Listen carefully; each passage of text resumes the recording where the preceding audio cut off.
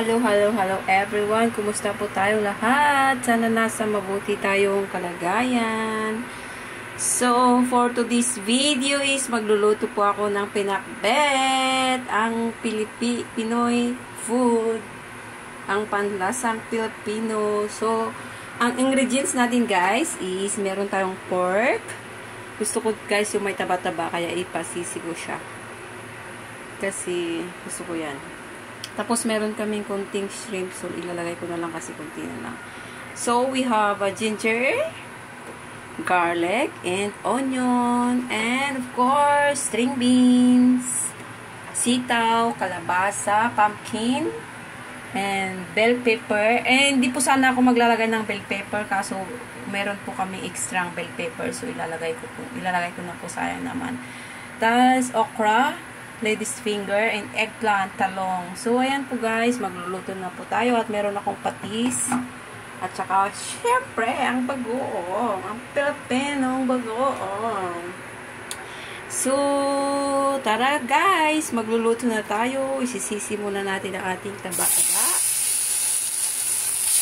Kagaya kong mataba. Kagaya kong mataba. Sisisihin muna natin ang ating taba. As for guys, ako ang aking video. So, ayun guys, isisisi muna natin ang ating taba guys. Hindi ko lang siya nilagyan ng oil guys. Kasi ito na yung oil ng karne ng baboy, yun na yung oil ng tinder. Yun na yung pang oil natin. Kasi natin ng fire. Para mabilis na masisi.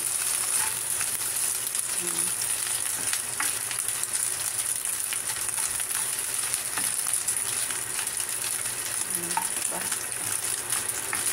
Diba guys? Pero hindi masarap ito. Masarap sa atin. Ayun guys, nagsisisi na yung taba niya. Ilagay natin din yung kasi may taba-taba din sa kanto.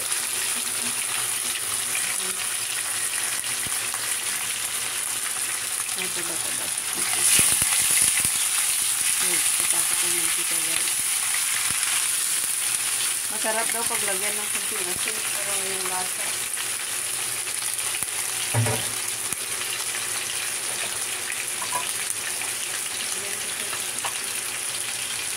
Kunti asin para yung lasa daw andyan. Hindi ko lang lagyan kanina. Nakalimutan. Ang dami ng mantika guys. Oh. Pwede pa natin gamitin guys yung mantika ng sobra.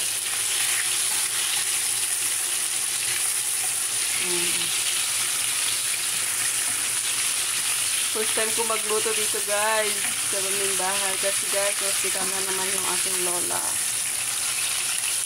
So mag-isa ko na naman dito sa bahay, pero busy pa rin ako kasi kailangan kong magluto ng pagkain niya. Ihatid ko sa lunch at saka sa dinner kasi ayaw niyang kumain, ayaw niya yung pagkain sa hospital, kaya lulutuan ko na lang siya guys. So pwede na siguro ito guys. Tanggalin natin yung konting mantika kasi marami na akong nilinisan.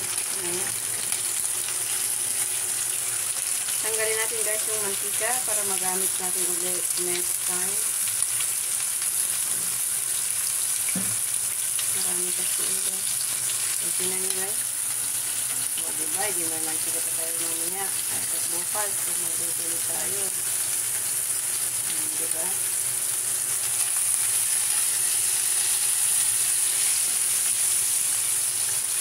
Diba guys, hindi may mantika ulit ako. So ayun guys, ilalagay na natin yung ating so ilagay muna natin yung sa gilid. Ilagay na natin yung ginger.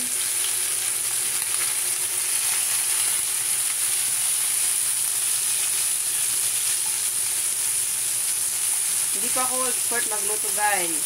So pero alam niyo na wala tayong pang-update sa YouTube natin. So luto-luto na lang tayo. Kasi wala kasi akong pagkain kaya mag-isip. So, ayan. Basta natin yung ating kamay. Kasi may mga cellphone ko masyado at ang malapit.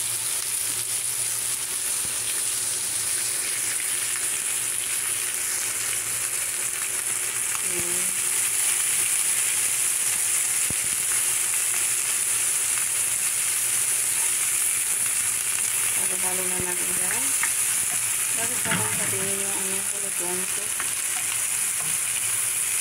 Ito guys. Takam na ko guys. Takam na ko sisi. Hindi siya nag-brown yung garlic ko guys. Hindi ko pati hiwa-hiwa. I-brown ka muna garlic.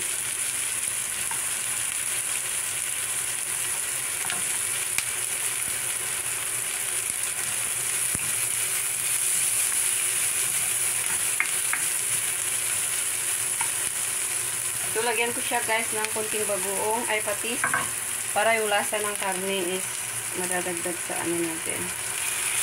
Madadagdag sa papasok yung lasa ng patis sa karne.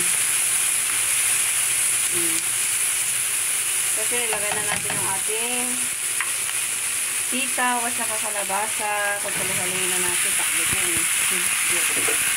Kasi ang dami. Sorry, nagsabigan ako ng kailangan kong bumili ng ganito. Kailangan pera kong bumili. So, yun guys. Aray na natin yung ating okra, talong, at saka ano. Halo-halo na ito guys.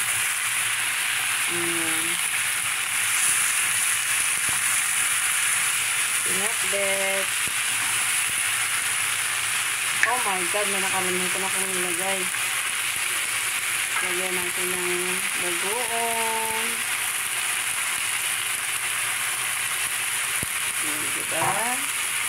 Tapos maya-maya, lagyan natin siya ng water para maluto siya. Irudisa muna natin siya ng bagoong para masarap yung lasa.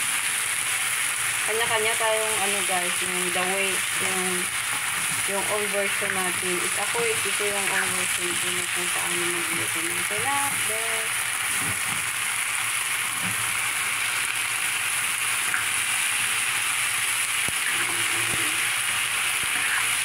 Ayan ko lang yung bagoong.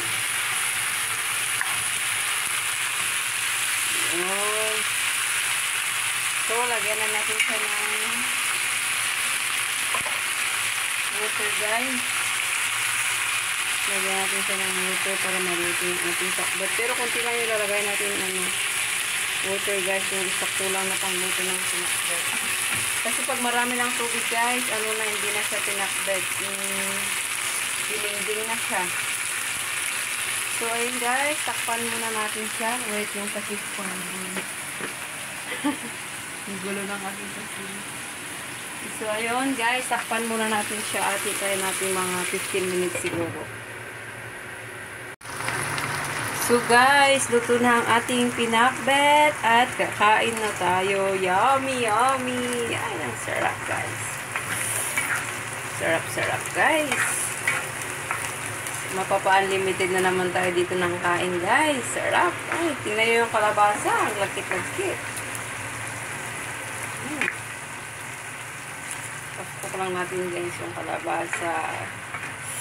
Yummy, yummy! Kakain na tayo, guys! So, ayun, guys. Ito na yung finished product ng aking pinakbet, guys. At sana nagustuhan nyo ang aking video for today.